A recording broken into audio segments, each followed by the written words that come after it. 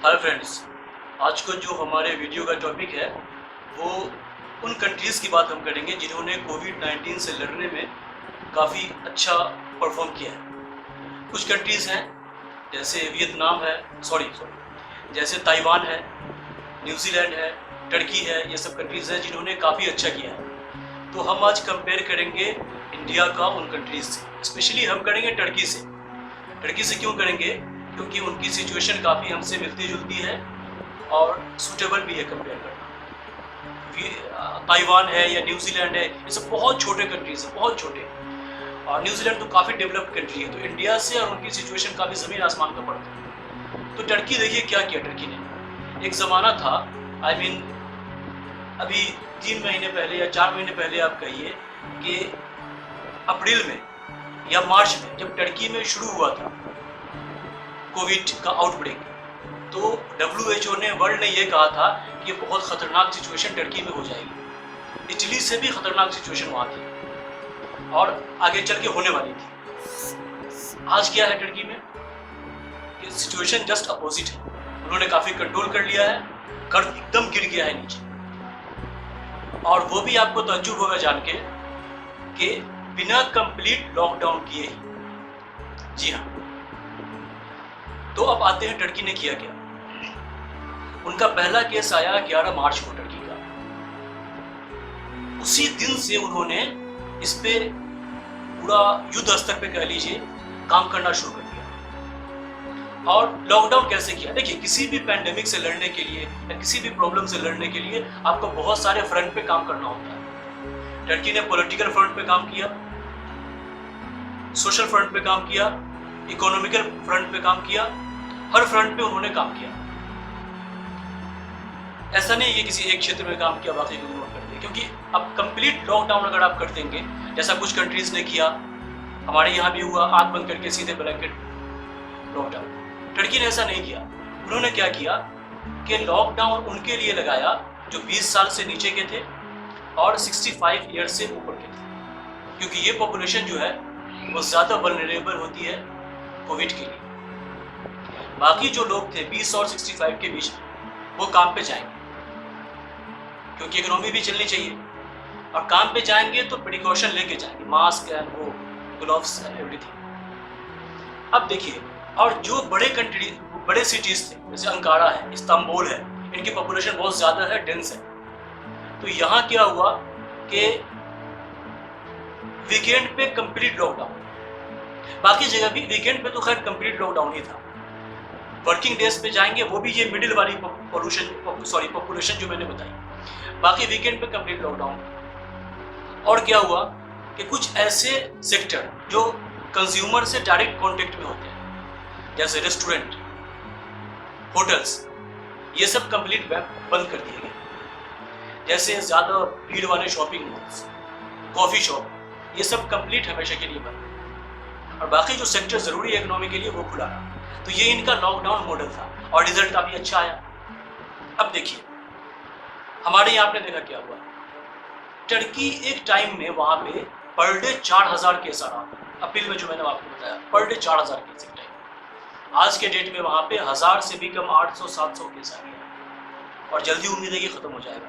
ये इस तरह से इन्होंने फॉलो किया।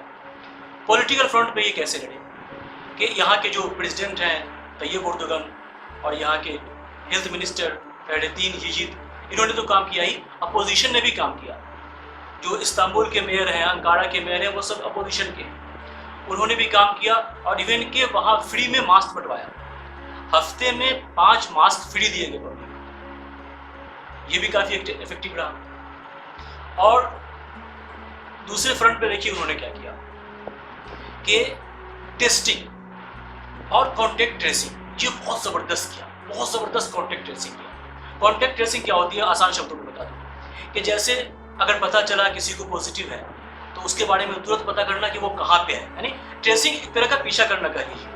कहाँ पे है पता किया और तुरंत उससे पूछा गया कि आपसे कौन कौन मिला था, फिर जो मिला था उसको पकड़ा गया, फिर सबको क्वारंटाइन किया गया। ये कहते हैं कॉन्टेक्ट ट्रेसिंग। इससे क्या होता है कि आप वायरस तक पहुँच करके उसको पकड़ लेते हैं एक तरह से कह लीजिए। ट्रेसिंग तो यही है। अगर ये नहीं होता तो क्या होता? अब सोचिए किसी को पॉजिटिव है, वो कहीं गया, 10 लोगों से मिला, उनको ट्रांसफर किया उसने, वो 10 लोग कहीं और गए, फिर 100 लोगों से मिले, और ऐसे करते करते सोचिए कितनी खतरनाक सिचुएशन हो जाती है। तो ये ट्रेसिंग इन्होंने बहुत ज़बरदस्त किया। वहाँ के एक डॉक्टर है इस्तांबुल की, डॉक्टर नूर असलान, लेडी डॉक्टर है, इन्होंने इस पर बहुत ज़बरदस्त काम किया डे फर्स्ट से। इनके अंडर में 6000 टीम थी जो अभी तक काम कर रही है। और एक चीज़ और देखिए, टेस्टिंग पे आते हैं जो मैं बोल रहा था।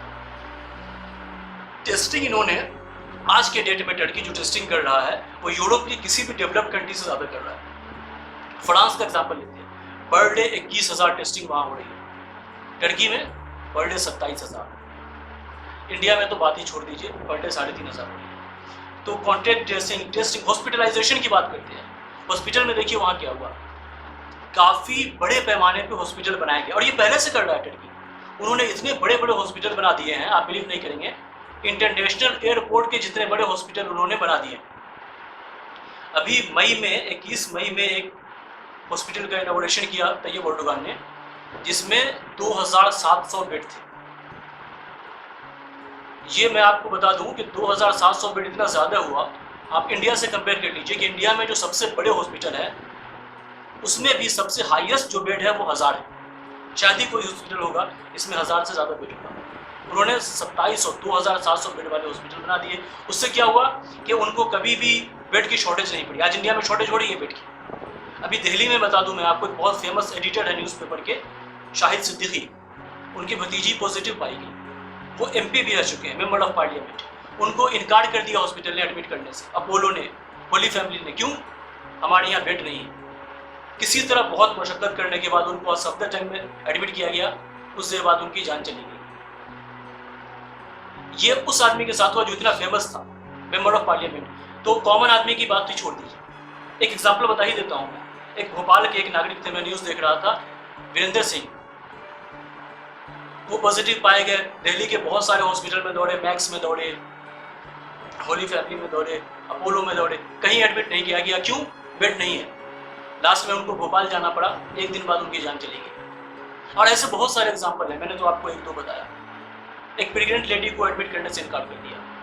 तो ये हमारे यहाँ कमी देखी जा रही है हॉस्पिटलाइजेशन की। तो ये दो चीज़ मैंने आपको बताया, कॉन्टैक्ट ट्रेसिंग भी बताई।